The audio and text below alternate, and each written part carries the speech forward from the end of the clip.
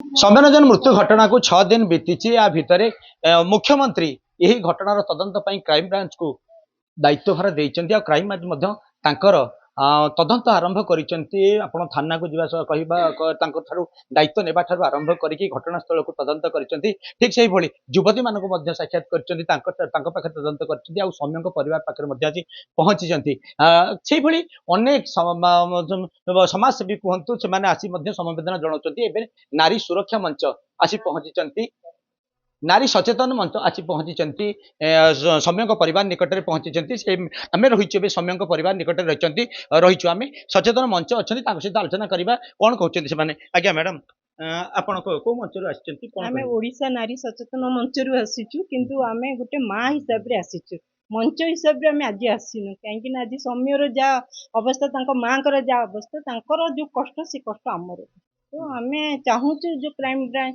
आग मुख्यमंत्री को धन्यवाद देवु जे से क्राइम ब्रांच को केस ये कर आम कहबू कि जे नंदी जे नंदी नंदू नंदू करके जे डाकुची समय अरेस्ट करा जाऊ आ से झील को जेरा करा जाऊ जो झील मैंने जेरा करा जाऊ आ से बिरंची किए जे चाबी गाड़ी काढ़ी थिला से सब जानी तो सेम तांको भी धरा जाए जेरा करा जाए जे से जहाँ कहते कि जो क्राइम ब्रांच एम तदंत करू विरंची करू से नंदी किए से तदंत परिसरभुक्त को नेउ बोली कहते आउ जने अच्छे माँ आज्ञा आपन केते जने टीम आछंती कोठी पहुंचंती कोन आलोचना करछंती आमे ओडिशा नारी सचेतना मंच रु आछू आमे 4 जणिया टीम आछू आमे बहुत दिन आसी बोली बाहरुलो जेहेतु गोटे सरगरम थिला गोटे समस्त मन रे दुख थिला आमे से टाइम रे आसी बोलन को लाइन टिके केसटा शिथिल हो जाऊ कौन हूँ केस हाव भाव तापर आम आसलु जेहेतु आम भी गोटे पुअर माँ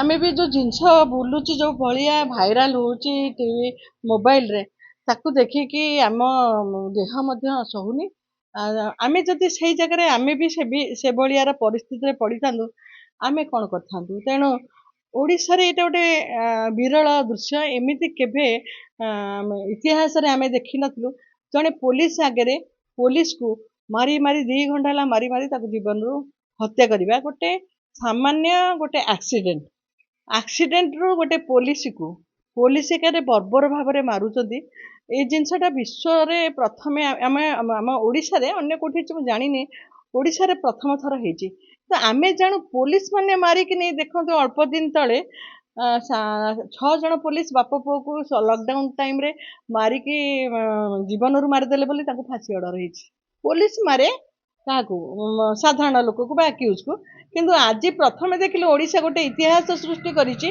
गोटे माने गोटे पुलिस चाकरी रे पिला को पुलिस पीसीआर पुलिस थाई के उपस्थिति रे सेठी तार हाथ गोड़ भिड़ी बर्बर भाव तार प्राइवेट को पार्ट को मार्चंती पेट उपर जोड़ी जाउछंती जड़े एसआई साधा ड्रेस चढ़ी जाउछंती बेक ऊपर भी चढ़ी जाउछंती तार मुंडो ऊपर को मुंह को चप्पल रे गोइठा मारछंती सुनंतु वर्तमान ये न्यूज केवल ओडिशा रे नहीं ये विश्व स्तर रे जंती कंकाळर गोटे ओडिशा रा गोटे भिन्न चित्र करितला वर्तमान ये भी आ गोटे विश्व स्तर रे गोटे भिन्न चित्र आपण देखो आज तक क्षेत्र सबुतरे देलानी जे ओडिशा रे गोटे पुलिस केमती पुलिस जो सुरक्षा नहीं जोठी आमे कहतले महिला माने सुरक्षा नु बर्तमान पुरुष माने सुरक्षा नु बर्तमान पुलिस माने सुरक्षा नु आउ एठी गोटे कहियाउ चाहे जो 3टी पुलिस डायरी धरी छिड़ा होतले से जतले सौम्य हाथ रे भिड़ा हेतिला से ता पाद धोतले मते सहायता कर पानी मागिला ता मुहरे बाउंस पुरे दउतले से जो पुलिस माने माने भाबुचंदी जे एटा गोटे क्रेडिट करचंदी आमे थिबा भितर हैला तो जानू ना जे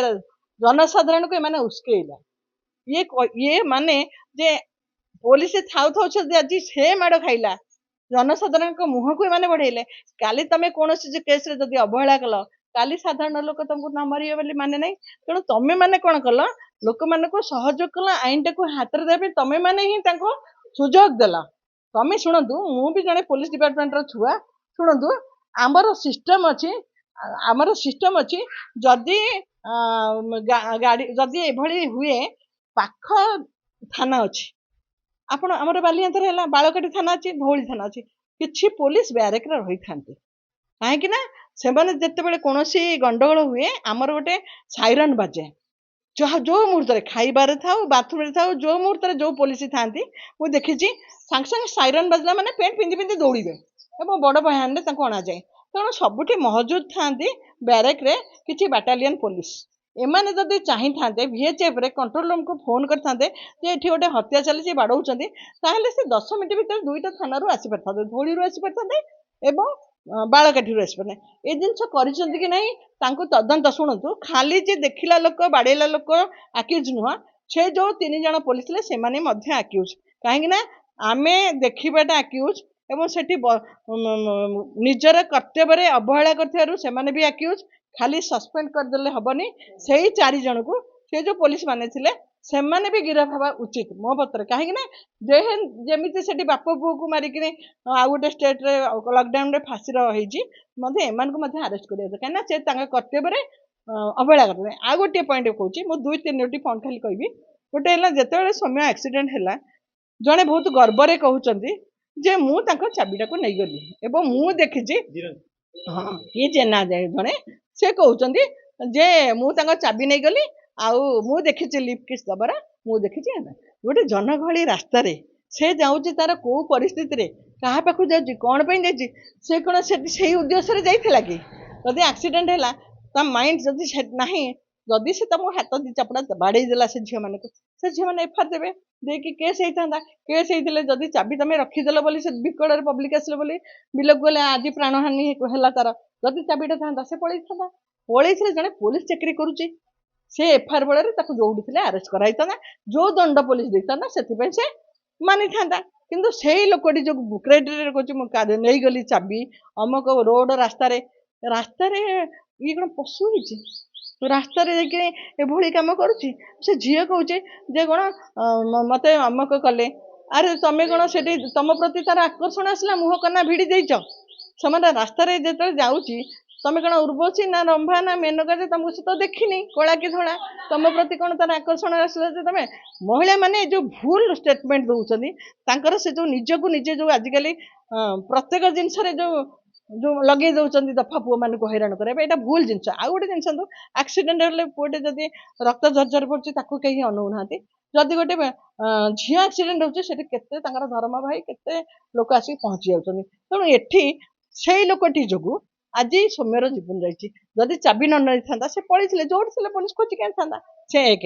ଦ୍ୱିତୀୟତଃ, ଯୋଉ PCR ଯୋଉ ବାବୁ ମାନେ ଥିଲେ, ଡାଇରୀ ଧରି ବସିଥିଲେ, PCR ତ 3ରୁ 4 ଜଣ ଲୋକ ଥିଲେ। ତମେ ମାନେ ତ PCR ଭିତରେ ଚୋର, ଖଣ୍ଟ, ଦାଗି, ରେଫିଷ୍ଟ ସମସ୍ତଙ୍କୁ ମଝିରେ ବସେଇ 2 ପଟେ ବସେଇକି ନିଅ। ସେ ବି ଜଣେ ପୋଲିସ ଭାଇ, ତମର କଣ ଭାଇଚାରା ନାହିଁ କି? ତମେ କାହିଁକି ତାକୁ ତମ PCR ନ ନେଇ ସେ ଯୋଉ କଣ୍ଟେନରଟା କିଏ ପଠେଇଥିଲା? କଣ୍ଟେନରକୁ ସିଜ୍ କରାଗଲାଣି କି? କଣ୍ଟେନରକୁ ସିଜ୍ କରାଯାଉ, ତା ଡ୍ରାଇଭର ଆଉ ତା ହେଲ୍ପରକୁ ସେମାନଙ୍କୁ ଜେରା କଲେ, ସେଠି କହିବେ କଣ୍ଟେନର କିଏ ପଠେଇଥିଲା। ସେ ତ ନିଜେ ପୋଲିସ ଚାକିରି କରି ପୋଲିସ ଗାଡ଼ିରେ କଣ କେବେ ବସିନଥିଲା? ଶେଷ ସମ୍ମାନ ତାକୁ ଟିକେ PCR ନେଇ, ଯୋଉମାନେ ଦେଖୁନ ବାଟରେ ଗଲା ଯଦି ଆକ୍ସିଡେଣ୍ଟ ହଉଛି କୌଣସି ଲୋକର, ଯଦି 108 ଆସିପାରୁନି, PCR ନେଇକି ଯାଉଛି। ସେ ତ ଡିପାର୍ଟମେଣ୍ଟାଲର ଗୋଟେ ଭାଇଚାରା ଭାଇଟେ, ତମେ ତାକୁ ଲେଷ୍ଟ କରି ତା ଗାଡିରେ ଟିକେ ବସିବାକୁ ତାକୁ ଶେଷ ସମ୍ମାନଟେ ଦେଇପାରିଲନି। ତମେ ଶେଷକୁ ଅଳିଆ ଗାଡି 44 ଡିଗ୍ରୀ ଖରାରେ ତାକୁ ଗାଈ ଗୋରୁ ଭଳି ଓହଳେଇ ବାଉଁଶରେ ଦୋଳା କରିକି ଯୋଉ ନଉଛ, ଇଏ କଣ? ତମେ ଭାବୁଛ ତାକୁ ଯୋଉ କରିଦେଲ ଉପର ବାଲାକୁ, ତା ମାର ଲୁହରେ ଯୋଉ ଉପର ବାଲା, ତମେ ସିନା ଏଇ କୋର୍ଟରୁ ଯୋଉମାନେ ଫସିଯିବ, ଉପରେ ଭଗବାନଙ୍କ ଦୁହାଇରେ ଆପଣ ମାନେ କେବେ ବି। ଆଉ ଯୋଉ ପଇସା ମାନେ ଏଠି କହୁଛନ୍ତି, ଯୋଉ ପଇସା ପୋଲିସ ମାନେ ଭାବୁଛନ୍ତି ଆମେ ଗୋଟେ କ୍ରେଡିଟ କାମ କରୁଛୁ, ଆପଣ ଟ୍ରାନ୍ସଫର ହେଇଯିବେ। ଆପଣ ଯଦି କୋଉଦିନ ଏମିତି କାମ ନ କରିବେ, ଆପଣ ଉସ୍କେଇଛନ୍ତି, ଆପଣ ବି ଏହାର ଶିକାର କେବେ ହେଇପାରିବେ। ଆଉ ଗୋଟେ ପଏଣ୍ଟ ଅଛି ଯେ ସେ ଯେତେବେଳେ ତାକୁ ନେଇଛନ୍ତି, ତଳେ ପଡିଯାଇଛି, ସେତେବେଳେ ସେ ନନ୍ଦୀ ବୋଲି ଗୋଟେ ପିଲା ଡାକୁଛି, ନନ୍ଦୀ ବୋଲି ଡାକୁଛି। ଯେତେବେଳେ ସେ ଯୋଉ ସେ ନନ୍ଦୀ ତ ୟାଙ୍କ ଘର ତ ଅଡ଼ଶପୁର, ତା ଘର ତ ବାଲିଅନ୍ତାରେ ସେ ନନ୍ଦୀ ବ୍ୟକ୍ତିଟି କିଏ? ଯେତେବେଳେ ନନ୍ଦୀ ଡାକୁଛି, ସେ କହୁଛି ତୁ କଣ ନନ୍ଦୀ ଡାକିଦେଲେ କଣ ତୁ ଏଠୁ ପାର ହେଇଯିବୁ, ମୋର କିଛି ହବନି।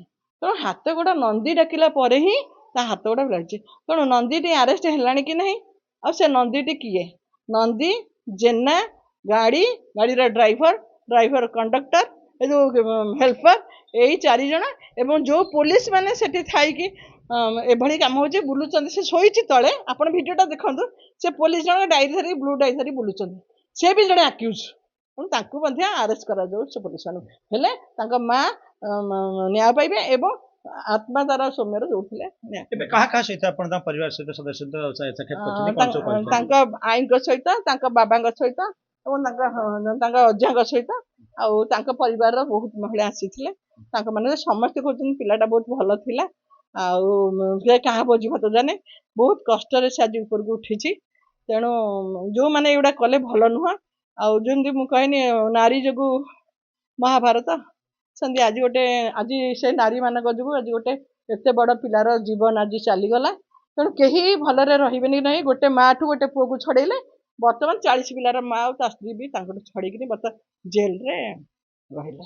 ଆଜ୍ଞା ଆମେ ଶୁଣୁଥିଲେ କି ନାରୀ ସଚେତନ ମଞ୍ଚର ସଦସ୍ୟ ଯାହା କହୁଥିଲେ କି ତାଙ୍କର ଯାହା ଥିଲା କ୍ଷୋଭ ଥିଲା କି ପରିବାର ସଦସ୍ୟକୁ ଆସି ସମବେଦନା ଜଣାଇଛନ୍ତି ସତ, ତା ସହିତ ବି ସେ କହୁଛନ୍ତି କି ଯୋଉ କଣ୍ଟେନରରେ ସେ ପିଲାଟିକୁ ନିଆଯାଇଥିଲା ତାର ଡ୍ରାଇଭରକୁ ତାର ହେଲ୍ପରକୁ ସେଭଳି ବିରଞ୍ଚି କିଏ ଅଛି ତାକୁ ଏବଂ ନନ୍ଦୀ କିଏ ସେମାନଙ୍କ ବିରୁଦ୍ଧରେ ମଧ୍ୟ ତଦନ୍ତ ଆରମ୍ଭ ହେବା ଦରକାର। ସେମାନଙ୍କୁ ମଧ୍ୟ ଗିରଫ କରାଯିବା ଦରକାର। ସେମାନଙ୍କୁ ତଦନ୍ତ ପରିସର ଭୁକ୍ତକୁ ମଧ୍ୟ ନିଆଯିବା ଦରକାର।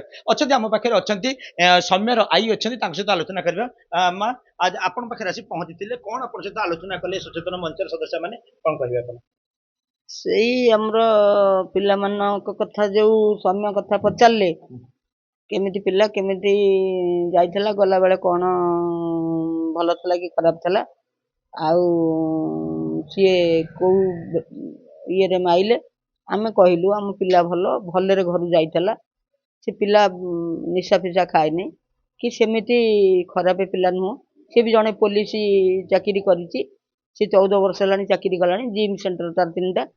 ସେ ପିଲା ଆମର ଖରାପ ନୁହଁ, କିନ୍ତୁ ଏଇ ସବୁ ଟ୍ରିଟମେଣ୍ଟ ନେଲେ ଆମର ଯୋଉ ଆସିଥିଲେ ମ୍ୟାଡମ ମାନେ, କିନ୍ତୁ ସେଠି ଯୋଉ ମାରିଲେ ଆମର ଆପତ୍ତି।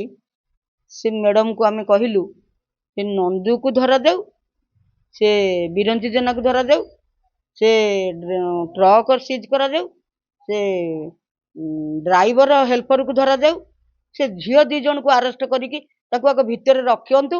ସବୁ କଥା ଷ୍ଟେଟମେଣ୍ଟ ନେବେ, ତାପରେ ଛାଡ଼ିବେ କି ରଖିବେ ଆପଣଙ୍କ ଉପରେ ନିର୍ଭର। କିନ୍ତୁ ଯେତିକି ଲୋକ ଦେଖିଛନ୍ତି, 500 ଲୋକ ଦେଖିଲେ, କିନ୍ତୁ 50 ଲୋକ ସେଥିରେ ସମ୍ପୃକ୍ତ। ସେ 50 ଜଣଙ୍କୁ ଆରେଷ୍ଟ କରାଯାଉ। ବାଡେଇଲେ, ପାଖାପାଖି ଦେଖିଲେ, ସେଠି କିଛି ମେଲୋଡି ହଉନଥିଲା ଯେ ସେ ଦେଖିବାକୁ ଆଇଥିଲେ। ଏବେ ତାଙ୍କ ସ୍ତ୍ରୀ ଛୁଆ ପିଲାମାନେ କାନ୍ଦୁଛନ୍ତି, ଆମେ କେମିତି ଚଳିବୁ, ସିଏ ମରିଯାଆନ୍ତୁ। ଯେତେବେଳେ ସେ ଜାଗାକୁ ଆଇଥିଲେ, ତାଙ୍କ ସ୍ୱାମୀ ତାଙ୍କ ପୁଅକୁ ଅଟକେଇକି ରଖିପାଇଲେନି ଯେ କାହିଁ ସେ ମର୍ଡର କେସକୁ ଯାଉଛ। ଏବେ ସେ ନ ଖାଇକି ମରିଗଲେ ଆମେ କଣ କରିବୁ? ଆମ ପୁଅ ବା ମରିଗଲେ ଆମେ ମରିଯାଉଛୁ, ତାଙ୍କର ନ ଖାଇଲେ ମରିଗଲେ ଆମେ କଣ କରିବୁ? କିନ୍ତୁ ସେ 50 ଜଣଙ୍କୁ ଆରେଷ୍ଟ କରନ୍ତୁ। 50 ଜଣଙ୍କ ଆରେଷ୍ଟ ଭିତରେ ସେଠି ସରକାର ଦେଖିଲା ବେଲାଙ୍କ ଉପରେ 3rd ଡିଭିଜନ କରିବ କି ମାରିଲା ବେଲା ଉପରେ 4th ଡିଭିଜନ କରିବ? ସେଟା ସରକାରଙ୍କ ଉପରେ, କ୍ରାଇମ ଉପରେ ଭରସା। ଆମେ ଜାଣିଛୁ ଆମ କ୍ରାଇମ ସାରେ ଠିକ ଆମକୁ ବିଚାର ଦେବେ। ଘଟଣା ଆସି 6 ଦିନରେ ପହଞ୍ଚିଛି। ଏବେ ନାରୀ ସଚେତନ ମଞ୍ଚ ଆସି ସମବେଦନା ଜଣାଇଛନ୍ତି ସତ, କିନ୍ତୁ ଏବେ ବି ସୌମ୍ୟଙ୍କ ପରିବାର ଭିତରେ କ୍ଷୋଭ ରହିଛି, ଅସନ୍ତୋଷ ରହିଛି। ଆଉ ଅଭିଯୁକ୍ତ ମାନଙ୍କ ସମସ୍ତଙ୍କ ବିରୁଦ୍ଧରେ ଦୃଢ କାର୍ଯ୍ୟାନୁଷ୍ଠାନ ପାଇଁ ଦାବି ହେଉଛି। ନିଆଳିରୁ ବିନୟ ମିଶ୍ର।